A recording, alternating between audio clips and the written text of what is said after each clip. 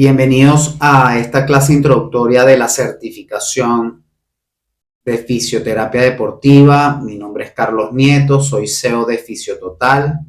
Le doy la bienvenida, gracias por la confianza. Y bueno, básicamente vamos a hablar en esta clase introductoria de qué es la fisioterapia deportiva, en qué consiste y cuál es el papel que nosotros desempeñamos en esta área como tal de la fisioterapia. La fisioterapia deportiva es una de muchísimas áreas o de ramas que hay dentro de la fisioterapia que se encarga del abordaje de lesiones como la prevención de las mismas, el cual va a tener un objetivo principal, que es lograr la optimización del atleta, ya este sea de alto o no sea de alto rendimiento. ¿Ok? ¿Qué debemos hacer nosotros? Nosotros debemos elaborar planes preventivos, que ya les voy a ir explicando aquí. Luego detalladamente en las próximas clases vamos a ir desglosando para que sepan, se van a hacer algunas clases online y el resto de las clases van a ser prácticas porque necesitamos que de forma presencial abordemos diferentes técnicas, ya sea el vendaje funcional, ya sea el masaje deportivo, ya sea la prescripción y la dosificación del ejercicio por medio de la readaptación física y funcional del atleta. Así que, ¿qué debemos hacer nosotros ahorita? Bueno, conocer qué es la fisioterapia deportiva, ya algunos sabrán más o menos de qué trata el asunto, pero antes de eso me gustaría ir con un repaso. Entonces, la fisioterapia deportiva se va a encargar de prevenir o atender alguna lesión que se presente para que logremos ese alto rendimiento del atleta. ¿Qué vamos a hacer nosotros? Nosotros vamos a trabajar de la mano con el staff técnico. Si nosotros trabajamos en una academia formativa, porque ¿qué pasa? Hay dos tipos de abordaje en la fisioterapia deportiva. Lo que es la fisioterapia deportiva en formación, que en este caso estaríamos trabajando con niños o con adolescentes que van en ese progreso de convertirse en atletas de alta competencia, como lo que es el abordaje de la fisioterapia deportiva en atletas de alta competencia. ¿Qué pasa en la etapa formativa? Comparándolo con lo que es el aspecto clínico como tal, nosotros cuando nos llega a consulta el paciente, ¿qué es lo primero que hacemos nosotros? Observamos al paciente. Cómo llega el paciente, si llega por sus propios medios, si utiliza algún aditamento. Lo mismo hacemos en la parte deportiva, quitándolo del aditamento, porque si llega con algún aditamento, obviamente no puede realizar ninguna de las fases de entrenamiento. Pero ¿qué hacemos nosotros? Lo observamos para ver cómo está el tema de la postura, si tiene una buena marcha, si coordina. Entonces, ¿qué hacemos nosotros? A pesar de que trabajamos con un conjunto, nosotros tenemos que individualizar o hacer básicamente nuestro entrenamiento preventivo de forma personalizada a cada atleta. Porque de repente hay uno que tiene alteración en la marcha, pero hay otro que de repente pueda tener una postura inadecuada. Para ello también es importante saber en la disciplina deportiva en la que nosotros estamos trabajando. Si nosotros estamos trabajando en el fútbol, para nosotros es importante observar y analizar el movimiento, ¿ok? En lo que es las fases de la marcha. ¿Por qué digo esto? Porque las fases de la marcha son fundamental para que el chamo pueda tener velocidad, pueda tener coordinación y pueda prevenir algún tipo de lesión, porque si el chamo, por ejemplo, me corre en punta y no me hace el choque de talón, puede presentar alguna lesión o alguna tendinopatía, en este caso de los extensores de los dedos, puede presentar algún esguince de tobillo, que para ello también nosotros tenemos que conocer cuáles son las lesiones más comunes o más frecuentes en la disciplina deportiva que nosotros estemos trabajando.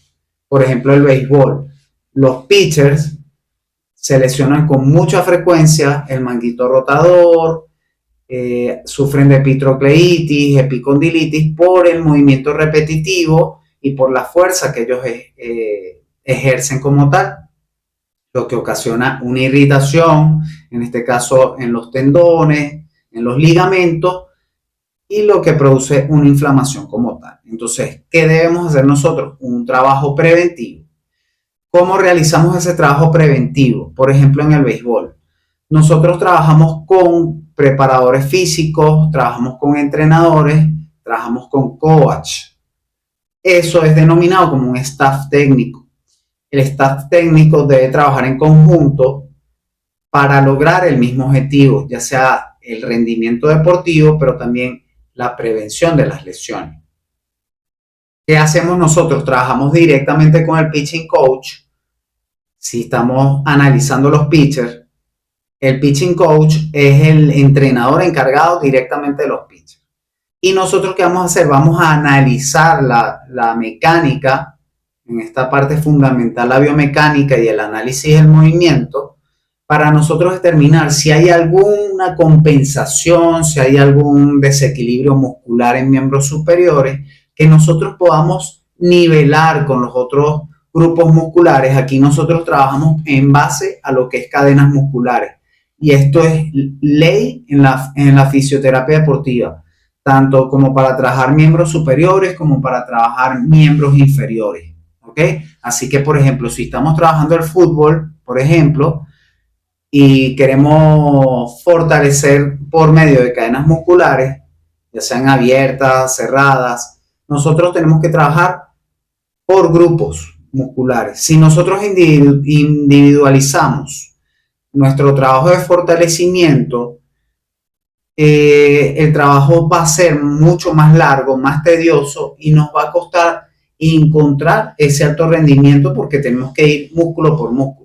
En cambio, si nosotros trabajamos por medio de cadenas musculares, nosotros vamos a ir mucho más rápido y se va a ver la progresión más rápido. Obviamente, la idea no es apurarnos o, en este caso, anticiparse a lo que es un trabajo de fortalecimiento, pero sí ganar tiempo.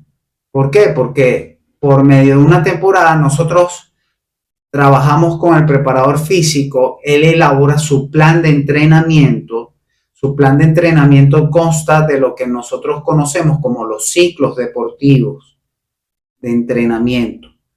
Esos ciclos deportivos de entrenamiento van en micro, meso y macrociclo. El microciclo se puede trabajar de un día a una semana. El mesociclo se puede trabajar de un mes a 3 meses o a 6 meses. Y el macrociclo se trabaja de 6 meses a un año. ¿Ok? O lo que viene siendo una competencia completa. ¿Ok? Ese ciclo de entrenamiento se puede modificar. Eso va a ir dependiendo de cómo van las cargas. Nosotros tenemos que trabajar en conjunto con el preparador físico, porque si él eleva las cargas al máximo, nosotros como fisioterapeutas tenemos que dosificar y bajar un poquito las cargas para que no se sature el atleta y no pueda producir, en este caso, o no pueda reflejar algún tipo de lesión del sistema musculoesquelético por sobreentrenamiento. ¿Okay? Recuerden que los atletas de alto rendimiento, por ejemplo, entrenan todos los días. Si acaso tienen un día libre y ese día libre tú los ves que trabajan en casa, así que es importante manejar todo lo que es la parte fisiológica también. Para no irnos por las ramas, ya que estamos dando una clase introductoria, es importante que ustedes sepan que nosotros valoramos al atleta de la misma manera como abordamos a un paciente en nuestro consultorio, en la clínica, en nuestro centro de fisioterapia. ¿Cómo es eso? Nosotros primero lo observamos, vemos si el atleta tiene algún antecedente de algún tipo de lesión que pueda incidir en un tipo de recaída, porque no es lo mismo una lesión por recaída que una lesión por primera vez. ¿Ok? Es importante que nosotros realicemos una valoración antropométrica del atleta, o sea, que lo midamos, que lo podamos pesar, ¿okay? Que podamos medir las longitudes musculares, Eso es importantísimo porque cuando nosotros estemos en la fase ya de readaptación como tal, nosotros tenemos que fortalecer y tenemos que potenciar para lograr esa optimización que estamos buscando. ¿Ok? Entonces, nosotros valoramos de la misma manera. Hacemos una evaluación antropométrica, evaluamos AMA, que el AMA lo puedes evaluar con goniómetros. Si ya tienes una memoria visual de los grados de movimiento, puedes evaluar según los límites normales del movimiento o los grados medios o grados finales, ¿ok? Y la fuerza muscular también, puedes evaluarla según la escala con la que estés más cómodo. Puedes trabajar según Kendall, Daniel, Lovett, puedes trabajar por diferentes escalas, ¿ok? Realizamos nuestras pruebas físicas funcionales o pruebas específicas de fisioterapia. Por ejemplo, nos llega un paciente de rodilla y queremos evaluar si hay un bostezo, queremos evaluar si hay un cajón anterior, cajón posterior, la prueba de McMurray, o sea, podemos hacer diferentes maniobras. Eso no va a cambiar para nada de lo que es la evaluación en la parte clínica. Igual que en nuestro diagnóstico de fisioterapia, que sería el paciente tiene una disfunción del sistema musculoesquelético, precisamente de los miembros inferiores por esto, donde le afecta a nivel de la marcha, le afecta a nivel del equilibrio, de la estabilidad, todo lo que ustedes quieran decir. ¿Okay? Luego, cuando ya vamos a lo que es la parte del tratamiento en la parte deportiva. Nosotros en la parte clínica, nosotros abordamos con objetivos de corto, mediano y largo plazo. Lo mismo debemos hacer acá. ¿Por qué? Pues nosotros a corto plazo, nosotros tenemos que disminuir dolor, disminuir inflamación, ganar rangos de movimiento, ganar fuerza muscular. Si estamos trabajando la propiocepción, si es una lesión de rodilla, por ejemplo, empezamos con la primera fase de propiocepción, que es, por ejemplo, trabajar con apoyo monopodal, en este caso una superficie estable, no estamos trabajando todavía con balancines, ¿ok? Podemos trabajar fuerza muscular de forma isométrica, realizamos exactamente lo mismo que haríamos en una clínica, ¿ok? Ya cuando se vuelve un poquito más intensa la situación es cuando ya pasamos a lo que es el mediano y el largo plazo, que ya tenemos que trabajar fuerza concéntrica, excéntrica, trabajamos ya la cinesiterapia con los diferentes tipos de resistencia hasta llegar a la resistencia máxima, ya hacemos trabajo de trote, de readaptación, podemos aplicar pliometría, que va a haber una clase que yo les voy a dar que va a ser solo de pliometría. La pliometría se trabaja en diferentes fases, ¿ok? Pero antes de todo eso es bueno que sepamos los objetivos más o las funciones más claras que nosotros tenemos dentro de la fisioterapia deportiva, que son diagnosticar algún tipo de lesión anterior que pueda causar algún tipo de recaída. Para eso es importantísimo el tema de conocer bien la disciplina deportiva, como les dije que estamos trabajando. ¿Okay? Eso es sumamente importante. ¿Okay? Luego nosotros vamos a realizar una valoración integral de este atleta. ¿Okay? Todo lo que es higiene postural, entrenamiento, cadenas musculares. Eso es todo lo que podemos hacer dentro de esa valoración integral. ¿Okay? Nosotros aquí vamos a trabajar de forma integral. Esa es la palabra clave. Luego vamos a analizar los tipos de entrenamiento. ¿Ok? Si, por ejemplo, trabajan fuerza máxima, fuerza potencia, fuerza explosiva, que eso es algo que yo les voy a dar en las próximas clases, pero que vayan poco a poco investigando si pueden sobre ello. Y base a estos tipos de entrenamiento que pueda tener el atleta, nosotros hablaríamos, nos pondremos de acuerdo con el preparador físico, ya que somos parte de ese staff o de ese cuerpo técnico, de modificar ese entrenamiento a ese atleta. ¿Qué quiero decir con esto? Que de repente hay que exigirle un poquito más a ese atleta, o de repente hay que quitar algo de exigencia a ese atleta.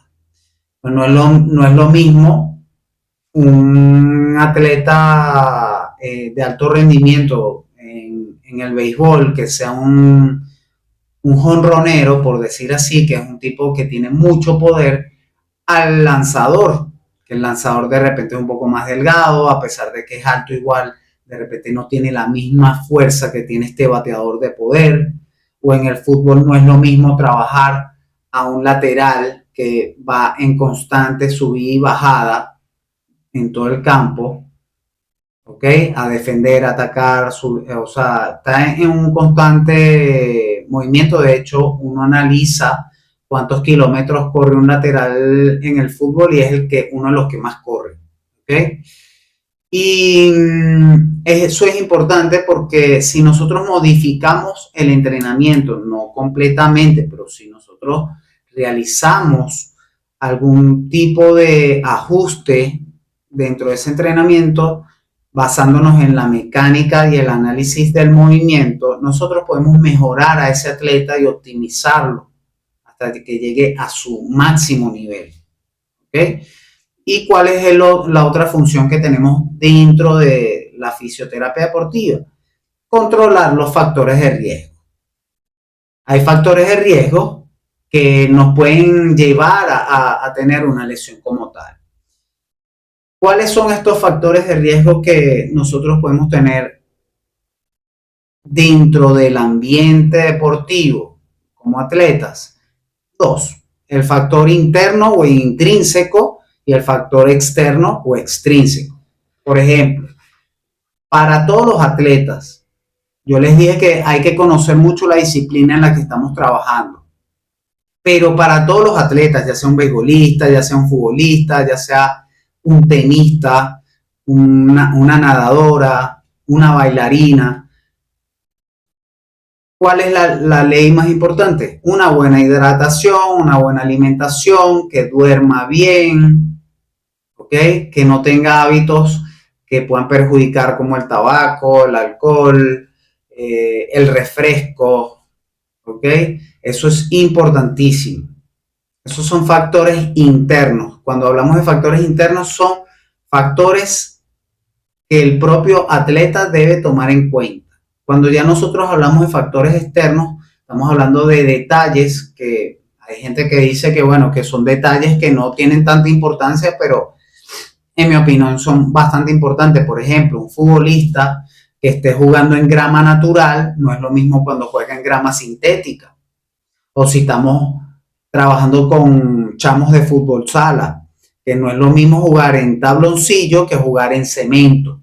¿Okay? Esos factores tienen mucho que ver. El calzado es importantísimo. Yo por lo menos le aconsejo a los futbolistas que si van a jugar en grama sintética y la grama sintética no es muy alta, yo prefiero que jueguen con semitacos o microtacos que con los tacos. ¿Por qué? Porque se pueden quedar enganchados. ¿Ok? Y podemos tener un esguince de tobillo, una distensión de ligamentos de rodilla, una ruptura de ligamento cruzado. Podemos tener muchas lesiones importantes. Otro factor que tiene mucho que ver, por ejemplo, como estamos hablando de las canchas, por lo menos el fútbol que se juega con lluvia.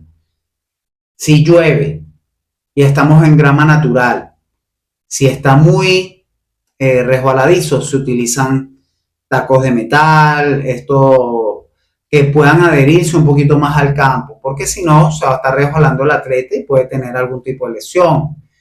El vendaje es un factor extrínseco. Si mi atleta tiene antecedentes de esguince de tobillo, ya independientemente del deporte que esté practicando, y así nosotros le hayamos hecho un entrenamiento preventivo en lo que es la fase de propiocepción, nosotros igualito debemos vendarlo. Es un factor de riesgo que nosotros vamos a atacar. Se hace el vendaje funcional con tape y pre-tape, que es la famosa bota. A los arqueros se les venda la muñeca. Si estamos trabajando con un boxeador, se le vendan la muñeca también y un poco las manos para proteger ciertas articulaciones. Entonces, esos factores tienen muchísimo que ver. ¿Ok? También tiene mucho que ver un factor externo que pueda afectarnos en un factor intrínseco o interno como tal, que es el clima.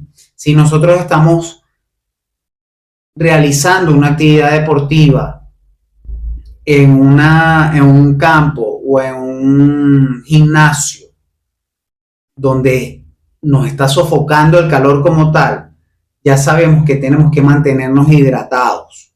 ¿Por qué? Porque nos podemos deshidratar. Yo les voy a dar un ejemplo bastante claro y sencillo. Yo cuando trabajé en Atlético de Venezuela, a mí me tocó viajar una vez para Amazonas, para Puerto Ayacucho. ¿Qué pasa allí? Que no es tanto el calor, es la humedad. Cuando tú vienes a ver, sí, estás como, no sudado, pero sí estás transpirando. Y cuando vienes a ver, se te van los tiempos y todo eso, porque te deshidratas a una velocidad grandísima. Por eso, ahorita que se está jugando el Mundial de Clubes, los que estén viendo los partidos del Mundial de Clubes, se dan cuenta que ahorita hay altas temperaturas en Estados Unidos por el tema del verano, y en medio de el primer tiempo y del segundo tiempo de los partidos hacen un cooling break.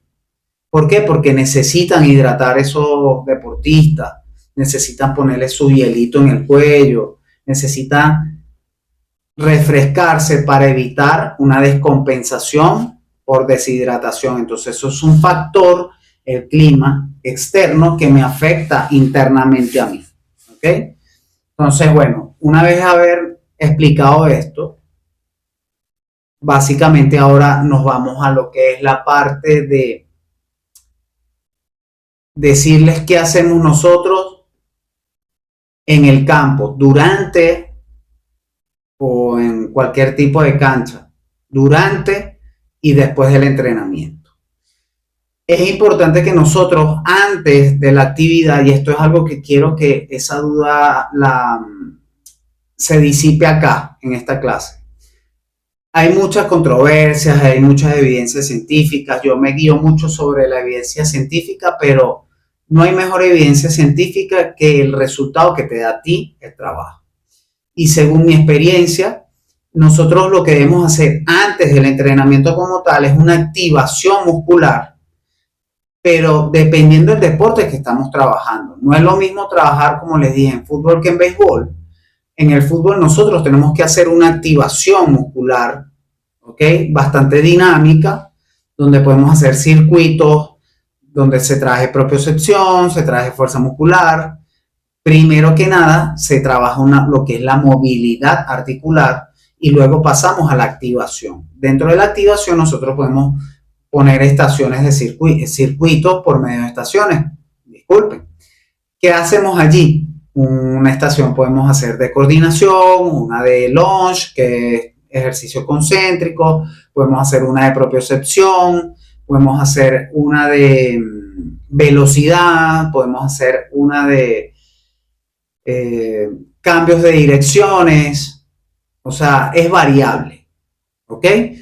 En el béisbol hacemos lo mismo, pero en el béisbol hay algo que se llama stretching, que se hace antes del entrenamiento. La palabra stretching es de estiramiento. Y uno dice, pero ya va. ¿El estiramiento qué hace? ¿Me activa el músculo o me lo relaja? El estiramiento lo que hace es relajar la musculatura. Entonces uno diría, bueno, no puedo realizar el estiramiento porque el estiramiento lo que va a relajarme la fibra. Y el atleta se va en este caso, a poner a trabajar y eso, y pueden haber lesiones. ¿Qué hacemos en el béisbol? El stretching lo llamamos stretching dinámico. Lo hacemos por medio de movilidad articular y hacemos el estiramiento de forma activa, pero de forma continua. O sea, por medio de repeticiones. ¿Por qué? Porque nosotros ahí estamos elongando el músculo primero para evitar algún tipo de acortamiento muscular, eso es importante recalcarlo, pero después de eso nosotros activamos ya de una vez el músculo. Y una vez el atleta termine de entrenar o termine de competir, es importantísimo que haya una elongación o un stretching pasivo. No es lo mismo el stretching activo o dinámico que el stretching pasivo como tal, ¿ok? Que el stretching pasivo ya es más pausado, es más Es más el atleta haciendo su estiramiento convencional, que ya es para relajar la musculatura. Y se puede finalizar con crioterapia y todo esto. ¿Ok? Entonces, bueno, nada, chicos. Básicamente la primera clase que quería darles era algo de introducción. Cualquier tipo de duda me van comentando. Recuerden que estas clases van a ser bastante dinámicas. Me interesa que todos interactuemos, que todos participemos y que nadie quede con duda. ¿Ok?